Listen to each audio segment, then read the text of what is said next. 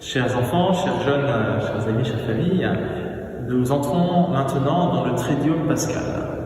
Triduum, c'est-à-dire les 3 jours où nous allons accompagner Jésus au rythme même de ce qu'il a vécu à Jérusalem il y a moins de 2000 ans, au moment de sa passion. Et nous entrons dans ce Triduum avec la célébration du Jeudi Saint. Le Jeudi Saint, nous allons véritablement vivre 2 temps. Le premier, qui se trouve dans un endroit clos, confiné, une pièce à l'étage, qui s'appelle le Cénacle. Dans ce Cénacle, Jésus va vivre 3 moments très importants, très profonds, entouré de ses apôtres. Le premier, c'est le lavement des pieds. Jésus va s'abaisser à genoux aux pieds des apôtres pour nous manifester, lui que nous avons accueilli comme roi à Jérusalem, qu'il est le serviteur. Qu'il est le serviteur du Père, qu'il vient aussi pour nous servir. Puis nous allons célébrer l'institution de l'Eucharistie, c'est-à-dire la première messe de Jésus, à travers laquelle il nous renouvelle sa présence au milieu et auprès de nous, à chaque fois que nous allons à la messe.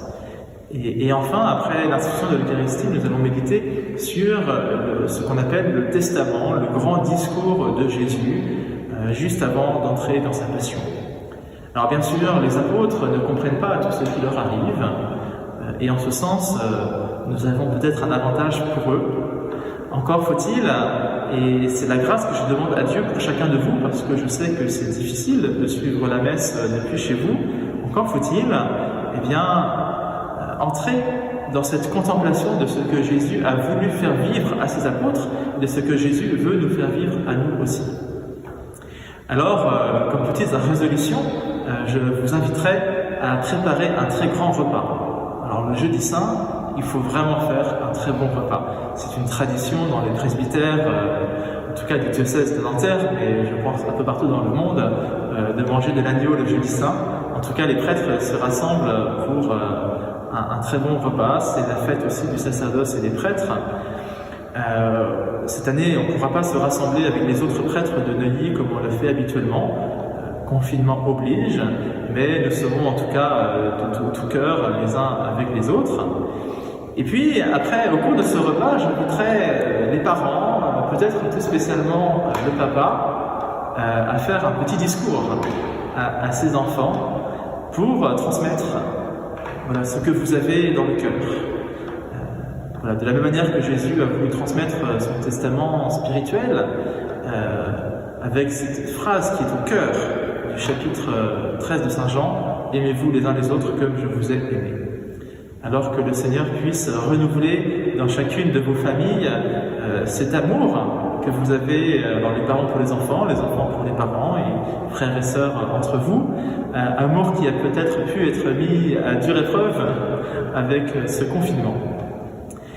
Ensuite, les apôtres vont sortir à la suite de Jésus, parce que le confinement c'est quand même un peu difficile, et donc Jésus va dépasser le kilomètre, mais il ne va pas aller très loin, il va monter au jardin des Oliviers pour prier.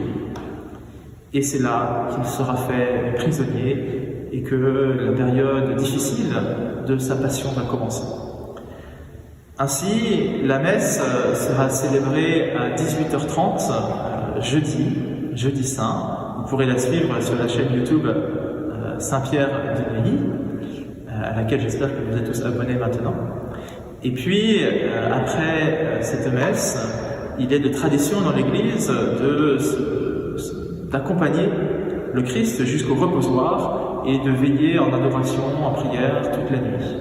Alors cette année, les chrétiens ne pourront pas se rassembler à tour de rôle dans le lieu du reposoir, mais nous vous invitons à prendre un temps de prière en famille, peut-être après le dîner, pour demander au Seigneur de bénir chacune de vos familles, de vous accompagner. Vous trouverez dans le document qui vous a été envoyé encore quelques coloriages et bricolages pour les enfants et une suggestion pour les parents et en famille. Je vous souhaite à tous un très beau Jeudi Saint. Rendons grâce pour l'Eucharistie, Rendons grâce aussi pour le don du sacerdoce. Rendons grâce parce que le Seigneur, à travers ses apôtres, nous dit à quel point il veut être proche de nous, à quel point il nous aime chacun.